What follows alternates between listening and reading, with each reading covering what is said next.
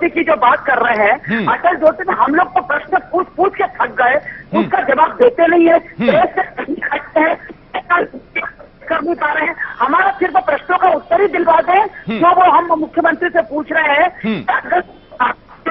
के माध्यम से ये फिगर सेपरेशन हो रहा है, तो फिर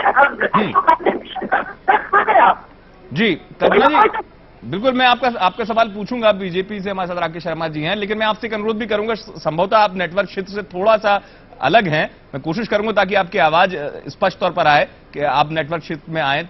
राकेश जी, कल्पना पारुलकर जी का जो कहना है कि आपकी सरकार तो जवाब भी नहीं देती है, वो अटल ज्योति को लेकर प्रश्न करती है तो जवाब नहीं मिलता है, लोकार्पण जहां हुआ वहां कितना काम हुआ है, ये कहना है कल्पना पारुलकर का।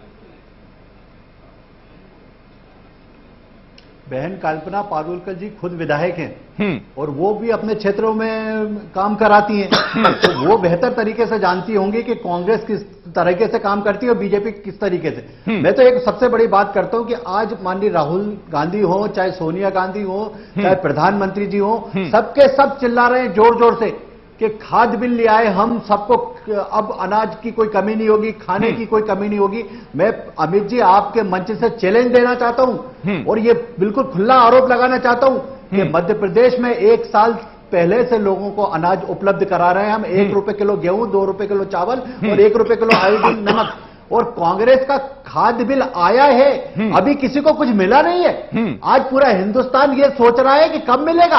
अरे आप मुझे ये बताइए कि जब कांग्रेस की 9 साल की सरकार निकल गई, चुनाव में 1 साल का समय बचा है, जब आप खाद्य बिल की बात कर रहे हो, 9 साल से लोगों को तरसा रहे थे और अभी भी सिर्फ बात कर रहे हो, घोषणा कर रहे हो। मैं पूछूंगा कहां है खाद, गरीबी की थाली में रोटी, उनके बताइए ना।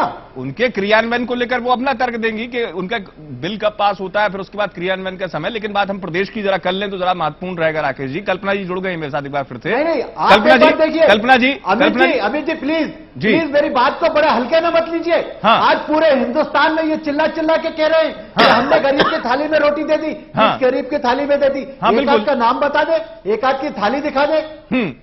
कल्पना जी, आपने सुना होगा बीजेपी की तरफ से जो बात निकलकर सामने आ रही है, आप कह रही थी कि उनकी पूरी बात तो नहीं सुन पाई, आखिरी की लाइन सुन पाई हूँ कि थाली कहाँ थी। मुझे तो इतना बता दीजिए, नोटबंदी करने से कब बात आएगी बीजेपी।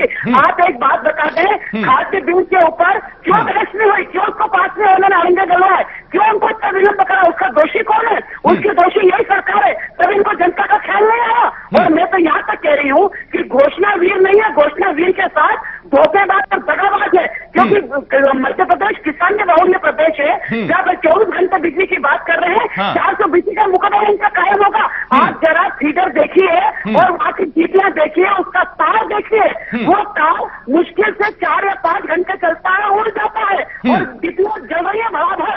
और उसके बाद कहते हैं कि हम तो 24 घंटे लाइट दे रहे हैं पर डीपीआर जल रही है, उसके लिए क्या करें? इतना बड़ा धोखा किसानों के साथ, जिसके दम पर ये मुख्यमंत्री बनकर बैठे हुए हैं। और अपने चुनाव में जाकर देखें कि केंद्र के अंदर जितने भी जनता के हित के बिल आए हैं, वहां पर सुषमा स्वराज जी ने हमेशा रंगा लगाया है। क्यों? जी चलिए राकेश जी, आपने सुना होगा।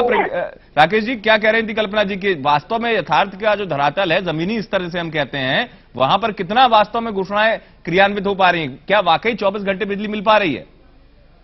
आप अमित जी मैं एक बात पूछना चाहता हूं बहन कल्पना जी से कि कल्पना जी विधायक है, उनको इतना भी ज्ञान नहीं है कि भारतीय जनता पार्टी के सहयोग से ही केंद्र में खाद्य बिल पास हुआ है? जरा इनका ज्ञान थोड़ा सा बढ़ाइए।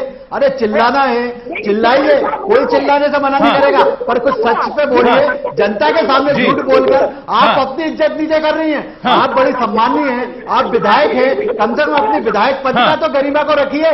इतनी जन से झूठ बोलने से, चिल्लाने से कुछ नहीं होगा। कल्पना जी। हाँ कल्पना जी मैं आपके पास आऊंगा। इस बीच प्रज्ञान जी आप कुछ कहना चाह रहे थे? मैं कल्पना जी से पूछना चाहूंगा। जी कल्पना जी, हमारे प्रदेश के बगल में लगा हुआ है राजस्थान।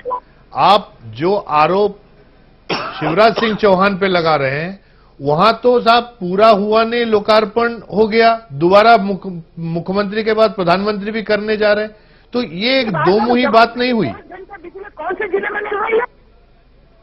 और प्रज्ञान जी, अभी एक बात और इनसे पूछिए कि गहलोत जी के खिलाफ वहां की एक कोर्ट ने राकेश जी प्रज्ञान जी के सवाल का उत्तर जारी किया है, कुछ दिनों बाद हथकड़ी लग